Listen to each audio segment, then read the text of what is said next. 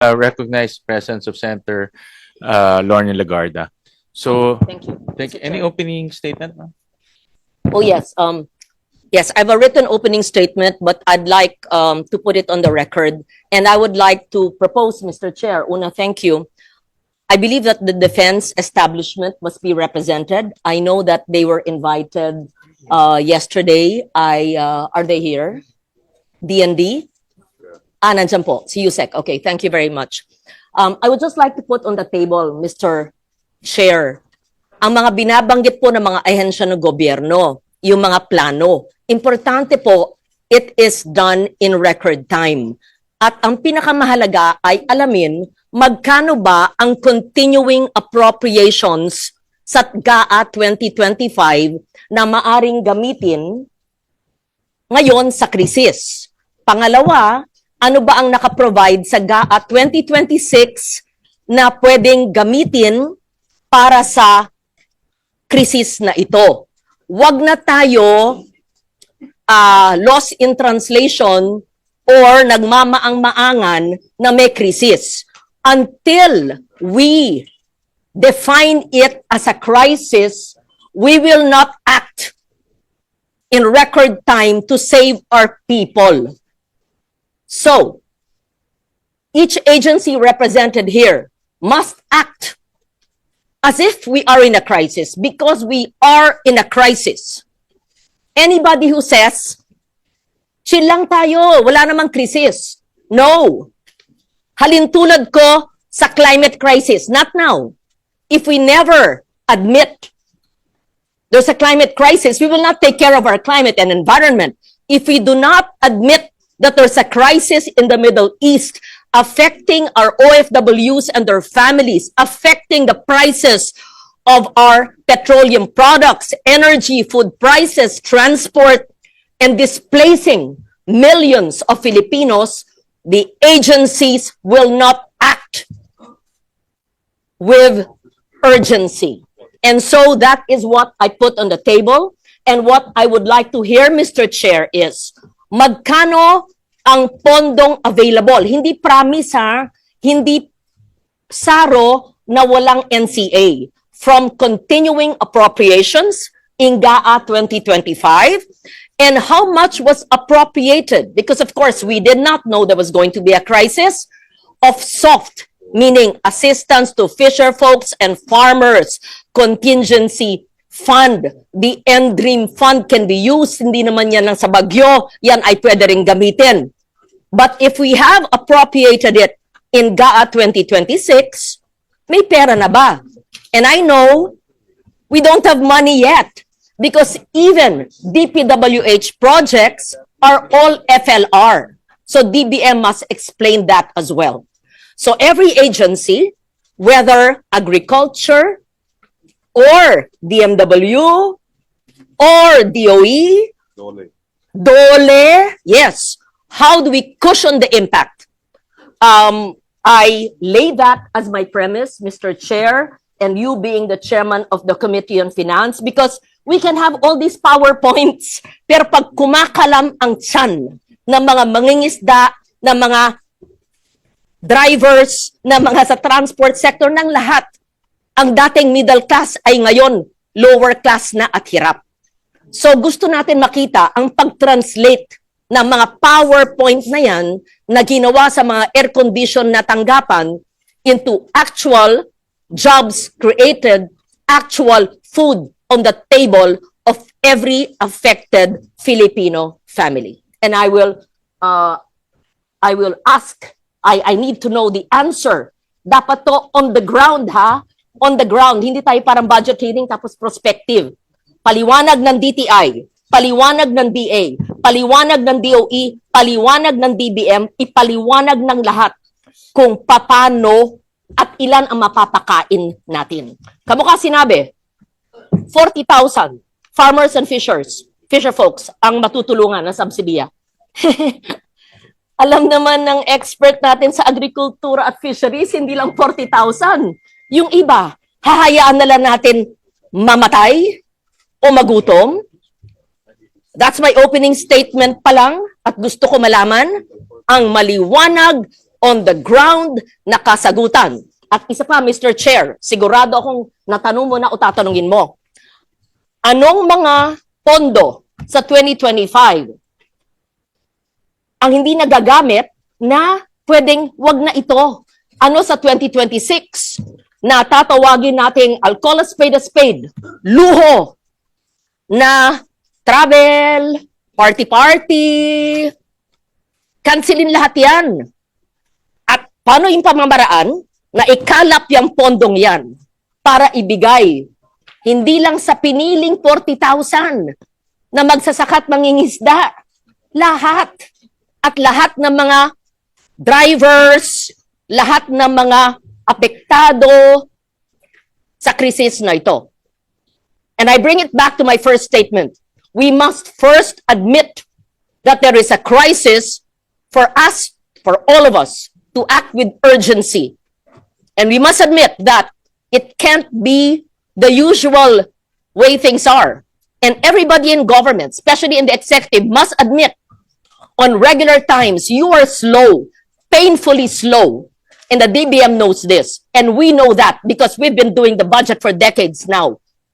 Your utilization, your implementation is so slow, with the exception of some agencies like DSWD. I think SecRex is the only cabinet member. When I call half a ring, he answers. And he's quick, he's on the ground, he knows what's happening. I wish everybody could emulate that. Yung iba nagatago. So having said that, Mr. Chair, I did not want to deliver a motherhood opening statement. I want to hear from DTI, how will you lower the prices of basic commodities? I want to hear from the DOF and BIR and DOE and ERC. How will you delete the collection of VAT on those that are not supposed to be vatable? And I hope you know what I'm talking about. You better be prepared. That's my opening statement, Mr. President. This applies to everyone, all the resource persons who are here. I hope to receive the answers in the next few minutes or hours. Thank you, Mr. Chair. Mr. Chair. The congressional approval is needed based on the answer to the question of Senator Ontiveros. So, has it been communicated to both houses? I think a letter was submitted to the committee chairs, but naka-break po ang... Kasi po, we were willing to go on special session. May we know, number one, no GAA funds needed. It's with PNOC, and all it needed was congressional approval. And bicameral, ang dali naman. Isa lang na araw yan. May I know, kailan po binigay ng DOE sa Senado, kailan natanggap yung sulat, kailan binigay sa atensyon ng leadership at ng chair ng komite? May we know? I mean, this is what I mean eh. We act with urgency. It's not a matter of walang pondo. May pondo, it came from DOE's information, congressional approval. So it doesn't take too much if it's an urgent matter. We were able to pass the excise tax, and to be fair to the chair, kaagad nagtrabaho at napasa po namin. So kailan po ito? Yeah, PNOC is here, Mr. Chair. Initially, itong first two cargos actually, merong releasable fund pa si PNOCEC. That's why we bought the first cargo. And then there's a second cargo coming in. So, Ito po tinatanong yung ilang cargo. Simple question. If the DOE says that all it needs is congressional approval and the PNOC has the funds, and you said that the letters were sent because it is important that the people know that letters are not sitting in the Senate without action. We would know if there is a letter that is deemed urgent. Kasi wala ang inyong DOE secretary eh. Wala dito eh. E nandito siya last week. Sinabi ba niya sa chairman ng Energy? Sinabi ba niya sa leadership sa Senado? Wala. Ang kanyang linalabi yung biofuel. Sinabi ba yan? Because this is so urgent. It did not come from us. It came from the DOE. May I just know the date? Sir, I know you're a technical person and you seem very knowledgeable.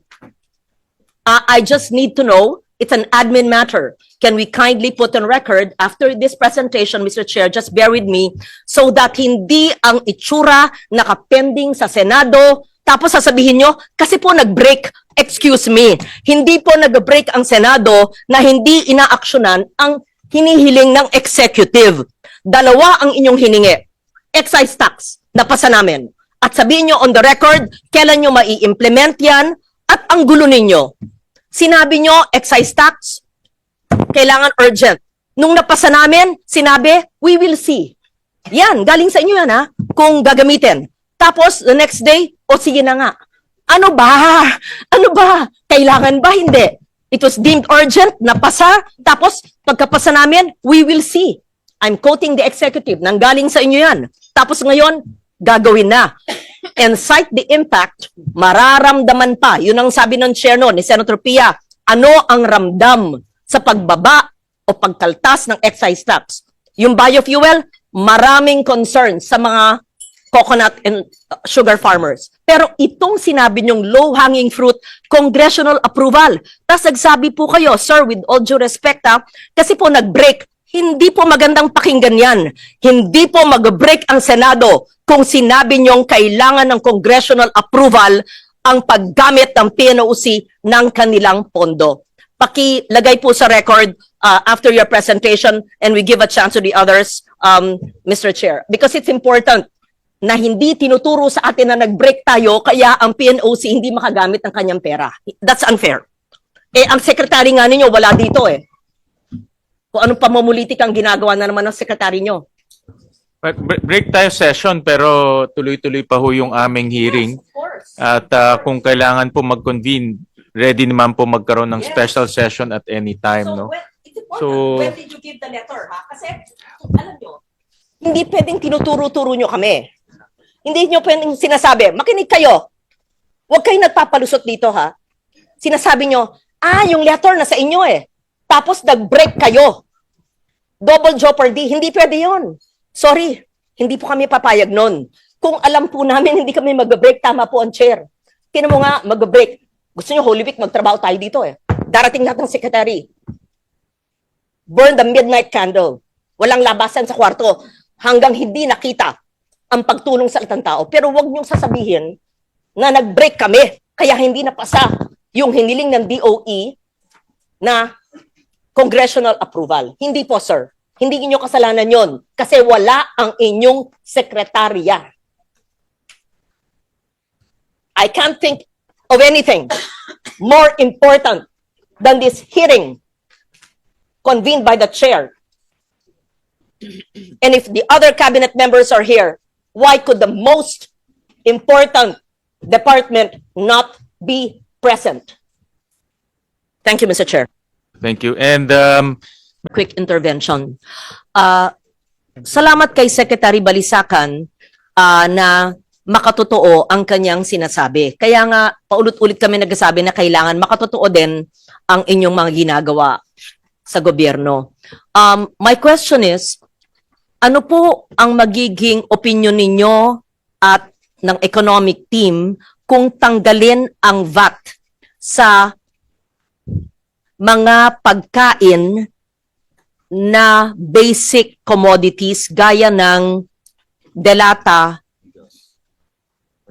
bigas wala gulay wala, yung mga sa palengke wala naman.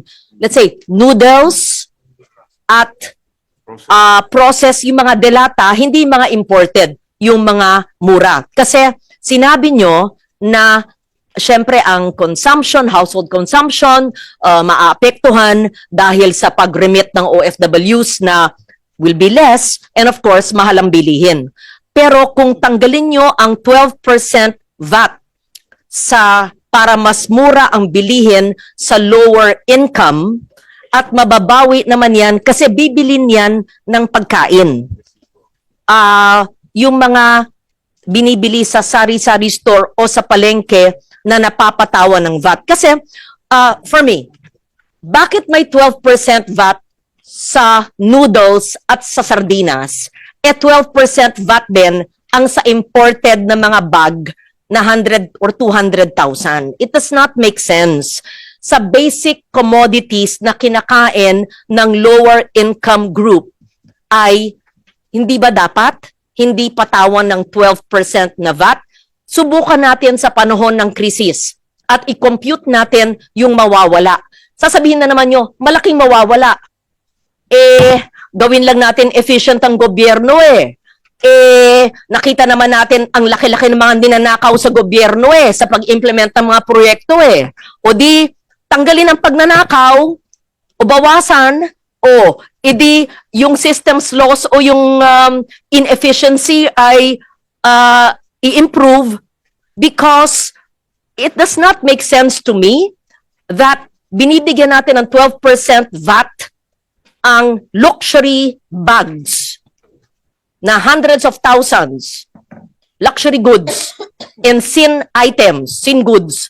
Pero ang sardinas at noodles na mura ay may 12% VAT pa rin. Example, hanggang sa gamot, yung over-the-counter medicines, ayan, paracetamol. Yung 50 pesos, isang banig ng paracetamol, magiging 45. Sabi na, 5 piso lang yan. Pero malaking bagay 5 piso. Isang benda na 60 pesos ang halaga magiging 54 pesos. So, just the over-the-counter basic meds and the goods na usually kinakain ng mabilisan. I leave that to NEDA, Sec. Balisakan. Alam kong sasabihin na naman ng DOF, nandyan kayo, aray.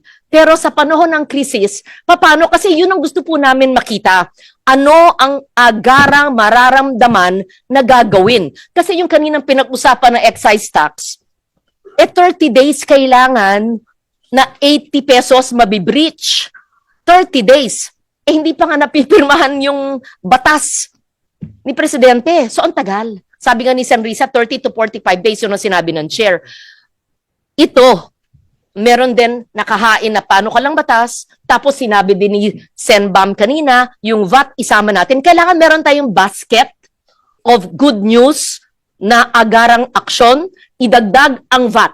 I-implement kagad yung excise tax na pagtanggal. Tanggalin ang 12% sa mga pagkain na delata, iwanan sa sin items, iwanan ang luxury items. I just want to put that on the table. Thank you, Mr. Chair. We have one of the most regressive tax systems in ASEAN kasi tayong 12%. And the 12% on basic food items, yung mga kinakain talaga ng low income, pinakamahirap, it's a levy on the poor. It's a levy on the poor Sa panahon ng krisis ngayon, pakita lang natin na may suggestion dyan, wealth tax. Sige, gumawa tayo. Tapos itong levy o binubuisan na kinakain na mahihirap dahil napakataas ng food inflation, we'll get to that sa DTI, ay maski panandalian lang. Sana makuha natin yung computation dyan. Maliban dyan po, binubuwisan natin ng VAT, kinokolekta natin sa kuryente ang hindi naman dapat kinokolekta. In fact, this was corrected a few years ago. Nasaan yung listahan dito? Yung lifeline subsidy, yung systems loss. We are collecting VAT on electricity that is not being used.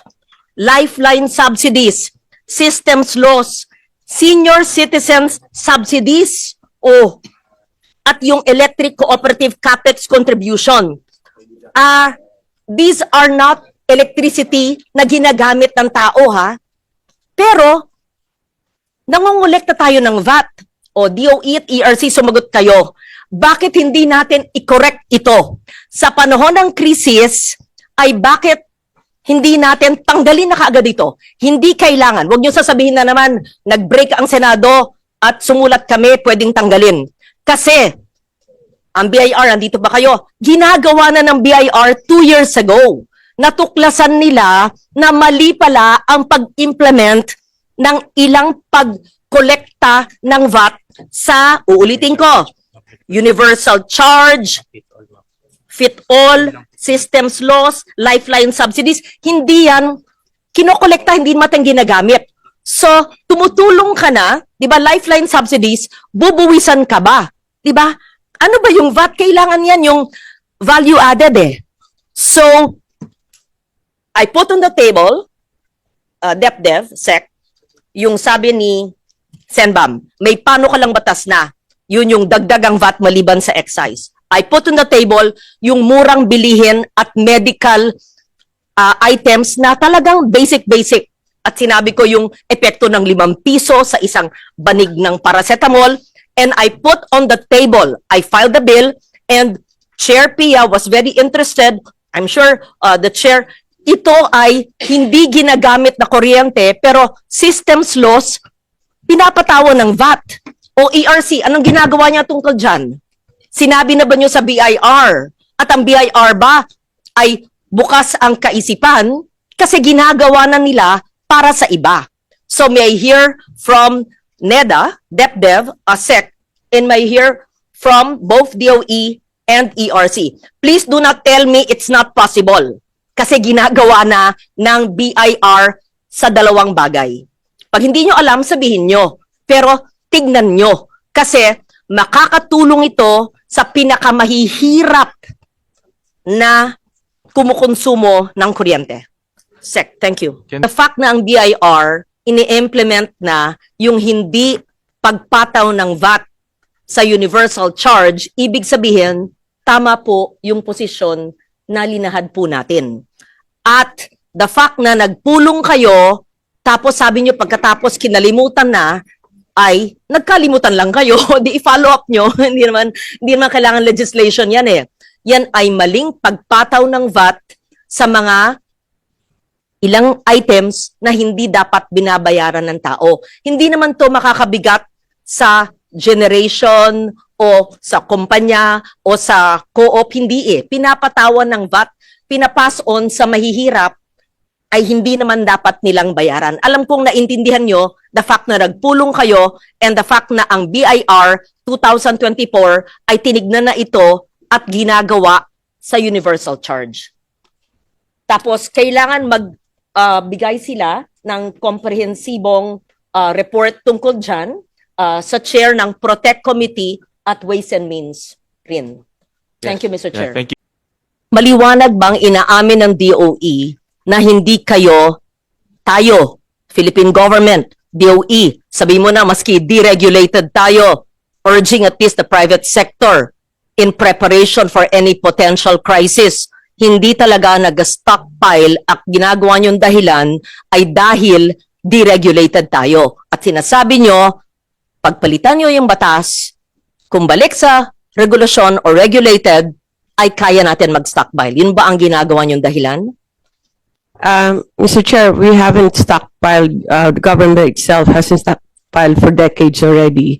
I'm not saying government. When I say tayo, whole of government ito, deregulated, at least may constant coordination and meeting with the private sector so any potential crisis, just like our ASEAN neighbors, may buffer stock na safe. We're buying now at more than double what we could have bought for 10 billion because we did not stockpile. So I want to understand, is it all to be blamed because of the oil deregulation law enacted decades ago or dahil hindi naisip ng DOE and it failed in trying to anticipate possible crisis? It's a simple question. You don't need the technical experts. Mr. Chair, because of the oil deregulation law and also the privatization of this industry, the burden has shifted to the private.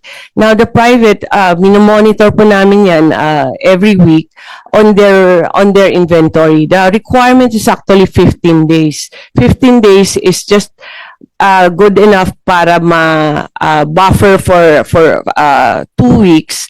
pero hindi mahirap din i-increase because of the capacity of their storage and also the price of the product. Kaya dun po nakapeg sa 15 days more or less. Pero now, lucky enough, they have enough for 3 times that, Mr. Chair. Is stockpiling an act of regulation or is it just a matter of prudent planning? Hindi naman yan parang naghihimasok tayo sa pribadong negosyo at gagawin natin dahilan ang oil deregulation law at tikom ang bibig at nakagapos ang gobyerno dahil ang batas ginawa 20 years ago. Hindi, pagplano yan eh. Pagsasangguni eh. Pag-uusap eh. Para ano man ang krisis, kaya nga surprise yung nangyari kung tayo ay nakikipag-ugnayan gaya ng ibang mga bansang binanggit ko sa ASEAN, ay hindi tayo masyadong gipit, which brings me to the statement made earlier, which I monitored. Ano ba yung sabi? Tagtuyot? Ano yun? Ano yung sinabi dito? Ano yung sinabi dito? Nasaan yun? We could dry. We could run dry. Yes. I heard it. So because, number one, hindi naghanda ang DOE at ang ginagawa niyong dahilan ay ang deregulation law at dahil hindi tayo nag-stockpile dahil sabi nyo, hindi nyo gawain yan, na sa aking paningin ay hindi yan paghihimasok sa pribadong negosyo kung hindi prudent planning. Tapos sinabi ng DOE, we could actually run dry. Tagtuyot, mauubusan, ilan na lang. Paliwanag po ano ang ibig sabihin. Akin na yung salitang yon. Ano ba yung sinabing? Tsaktong sinabi. We will run dry. The worst case is that our country runs dry. Okay, sabihin natin, sa 110 million Filipinos, DOE, Secretary, the worst case is the country will run dry. Pakipaliwanag po ang tagtuyot sa sambayan ng Pilipino para po kami maintindihan namin ang paghahandang dapat gawin. Kung ganyan po ang sinasabi ng Department of Energy, hindi pa ba yan krisis? Ayaw pa ba talagang yugyugin ang mga utak ng mga tao sa gobyerno para tanggapin na tayo'y nasa isang krisis? At sinasabi na that we will run dry. Pakipaliwanag po para maintindihan, mapondohan, nandiyan ang chair ng finance, para ang ibang ahensya ng gobyerno ay maghanda pa at masyado pang gipitin ang belt tightening sa paghahanda. We want to understand. Thank you, Mr. Chair. Mr. Chair. The running dry means we run out of fuel and of gasoline and Yes, diesel. obviously. Teka po. English po yung sinabi nyo, sinalita nyo yon translated sa Filipino. Maaari sigurong karaya kung gusto nyo. Ibig ko sabihin paliwanag, hindi po translation. What I mean, what I want the DOE to say is the implications. What does running dry mean in terms of the farmer and the fisher folk and the jeepney driver and all of those in the lower income and middle income, all of us? What are the implications insofar as agriculture, insofar as transport sector, nandiyan ang DOTR, insofar as what are your action plans? Because you said it, not us. The country will run dry.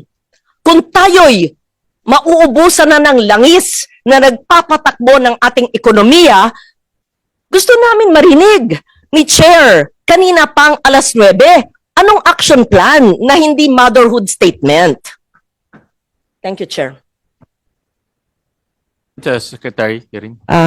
Mr. Chair, I can only speak for DOE that what the impact on the industries would be with the other agencies. And sa atin po, as our impact would be the fuel side on the gas stations and which affects the transport, and then on the power side.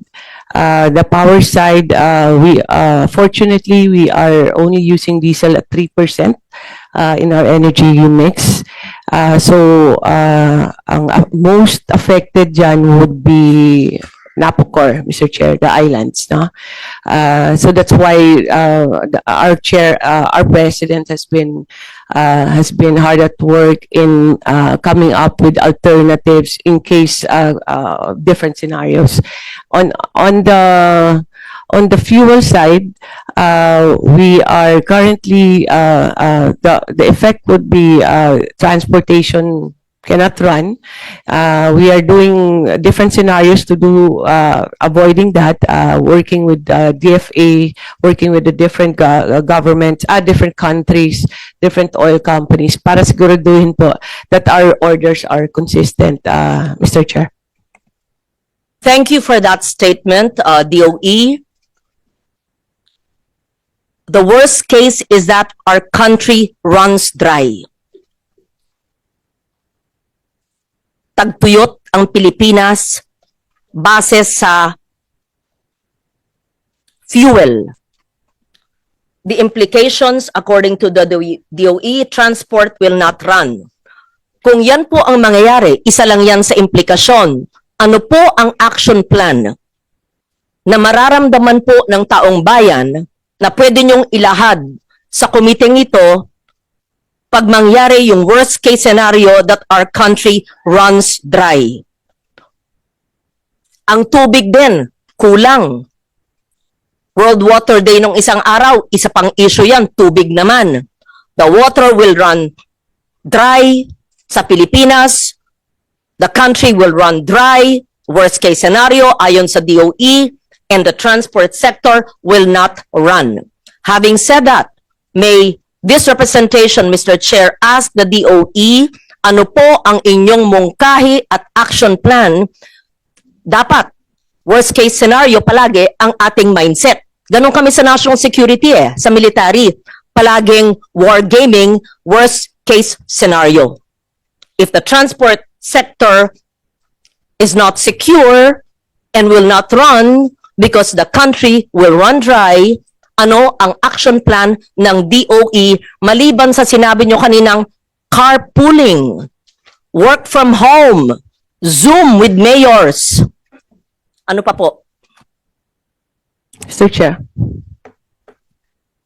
On the inventory level, Mr. Chair, we're doing different scenarios and different contingency plans. Ano? Ang first off sa ngayon is we are talking to all the oil companies constantly and checking their inventory, making sure that meron tayong enough.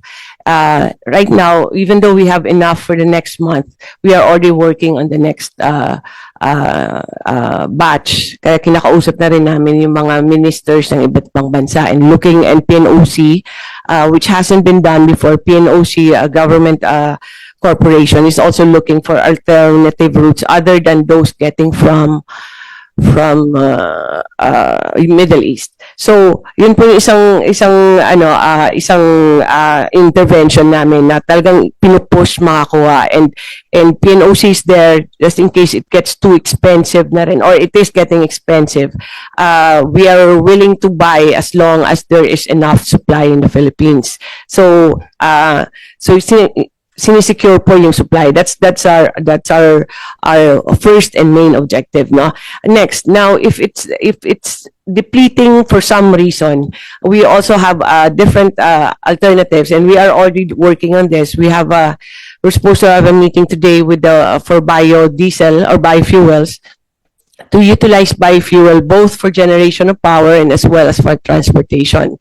It's either increase the production, or if they don't have enough raw materials, if we need raw materials, we're still assessing what is the volume that's needed for generation and what's needed for the cars, Mr. Chair. Kasi there are vehicles that cannot take in 20%, for example, in the blend. So, inaaral po na ngayon, and we're coming it with the volume that will be needed. So, prepare na lang namin. The other intervention that we did just recently is, just in case, kung wala na talaga mga Euro 4, Euro too can help in the generation of power. That's also an option. And ang other and then we're also ramping up the renewable energy. Meron pong mga projects na papasok pa lang December, so we're helping them. Target is to have them on grid na by April para pumasok na sila para mabawasan yung pressure sa fuel, or kung hopefully matanggal siya sa power, doon na lang siya sa transportation. So that's what some of the interventions we are doing now para hindi po mangyari po yung worst case scenario natin. I'd like to quote the president today in an interview with Bloomberg. Several countries have already told our airlines they cannot fuel their aircraft, so they have to carry fuel there and back. Long haul is going to be a much more serious problem. These are the president's statements today, and it seems to be at odds, hindi po tugma sa sinabi po ng DOE na sinabi, but they have assured us they're okay. Ayon po sa DOE, we met them because we wanted to know if they need help in procuring, but they have assured us they're okay. Garin said. Ito po yung sa balita ngayon lang. Ayon po sa Pangulo ay may problema, long haul is going to be much serious problem. They have to carry fuel, but the DOE said they're okay. Kaya siguro walang sense of urgency. Apparently, ang iba sa gobyerno kasi we're okay. May I just be enlightened, please? Ano po ang tamang statement at tayo ba'y A-okay? O tayo ba ay posibleng mag-run dry? Ano ba ho talaga ang statement? Mr. Thank Chair. you, Mr. Chair. Our consultation is on the fuel, Mr. Chair. We have checked, we met last night at around 6 o'clock with Petron because they're the supplier, Cebu Pacific and PAL. They have a combination of suppliers, Petron, and also they import it on their own. As of yesterday, their inventory is around 38 days. 38 days, and they have confirmed. We asked them if they want us to help them procure additional fuel for the next month, meaning on May. They have already secured confirmation of their next order. I think it was South Korea, no?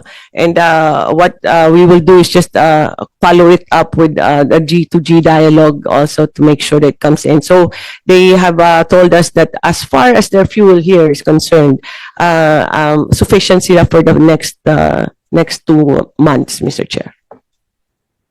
Thank you. Mr. President, Mr. Chair, ang gusto ko sanang marinig mula sa executive, pag ang DOE ay nagsabi na the country will run dry at tinanong natin sa ating crisis committee ano ang implications nito at ano yung action plan, ang gusto kong marinig sana, impact if we run dry. Ano? Transport stops. Ano ngayon ang action plan? DOTR. Food supply is disrupted. Ang ngayon ang action plan? DTI. Emergency services stalled. Ang ngayon ang gagawin ng DOH at iba't ibang ahensya ng gobyerno. Prices spike as they are doing now. Ano ngayon ang ginagawa nyo? DA at DTI. Agriculture gets hit, it's already hit, and farmers and fisher folks, despite being half of our population, only, tama ba yun, 44,000 lang mabibigyan ng ayuda? Ano ba yun? GDP declines, anong gagawin? DepDev, DOF, etc. Ano ang gagawin natin? Health risks, wala ba ang DOH dito? Ganun sana ang ating gustong marinig mula sa gobyerno, sa executive, sa pagpulong na ito. Mula tayo ng 9:00, hindi masyadong mga motherhood statement. But having said that, I don't think they're prepared for that. Perhaps in the second hearing, they could be more prepared and not come late. It was also stated that the DOE is trying to cap profits. To cap profits. So, pwede pala eh. Diba? Sinabi ba nyo yon? To cap profits. Why just now?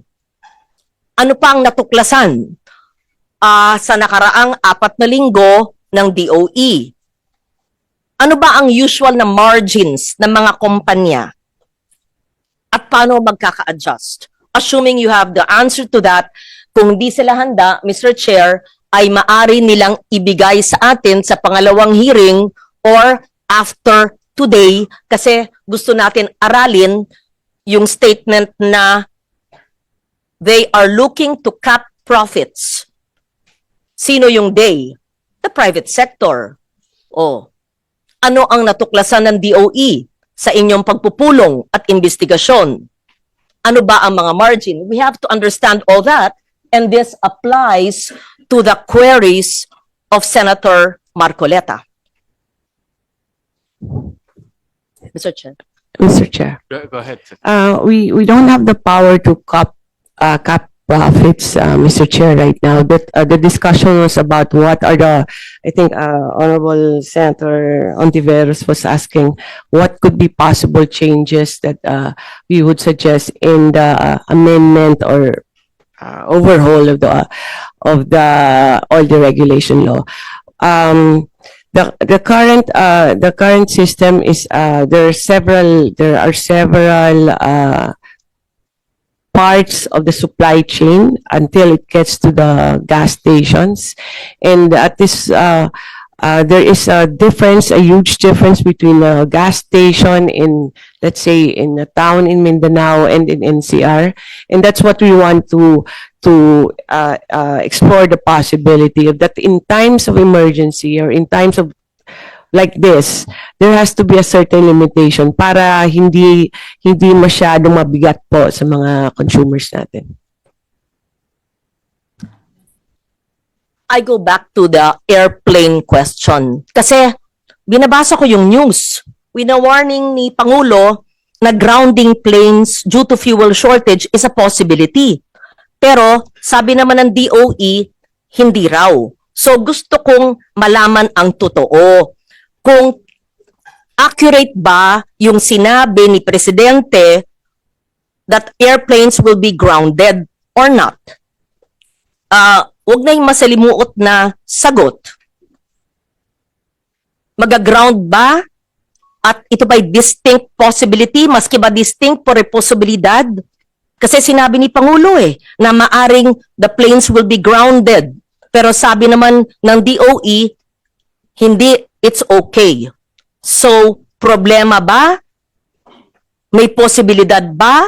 Or wala naman palang problema, iparating nyo sa Office of the President. Maraming gusto kong maintindihan dahil iba yung nababasa ko sa news, iba yung naririnig ko sa hearing, Mr. Chair. Mr. Chair, last night, it was 6 o'clock, they confirmed to us that meron siyang fuel. So if it's because of fuel, it will not be grounded. Maybe on the price or a commercial decision on their part. Pero yung availability dito sa Pilipinas, meron pong fuel yung jet fuel yung ating mga airlines. Okay.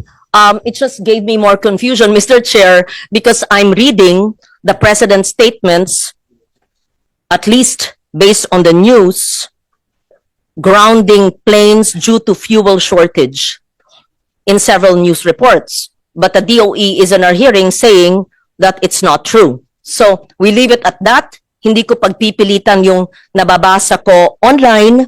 I am just confused. I will ask my questions, Mr. Chair, with the other agencies. Go ahead, ma'am. I can proceed now. Yeah. Proceed. Thank you. Umalis na ba yung iba? DTI? Okay, DBM. We started with this lahat ng plano, pero wala tayong nakitang plano pa ng mga ahensya yun ang sinabi ni Sen Kiko kanina, yung chair, parang motherhood. Saan kukunin ang pondo para lumaki ang subsidy na binibigay po. Sa GAA 2025, sa continuing appropriations, at sa GAA 2026 na 2.5 months pa lang at alam natin naka-FLR lahat. Ayon sa aking datos ay 188.584212, tama ba ito, billion ang available funds. Please give an accurate figure mula sa GAA 2025, ano yung continuing appropriations, ito'y naka-earmark na kasi nasa GAA, anong balak ninyo, ito ba'y re-realign nyo, paano nyo gagawin yun na legal, at ayon naman sa 2026, hindi natin na-anticipate itong krisis, anong gagawin nyo sa ibang line items na sa panahon ng krisis ay baka tignan na luho. Sa ordinary times, hindi luho. Pero sa panahon ng krisis at may austerity measures ay parang luho. In short, ano yung pagkukunan natin ng pondo para matulungan ang nagdurusang mga sektor? Thank you.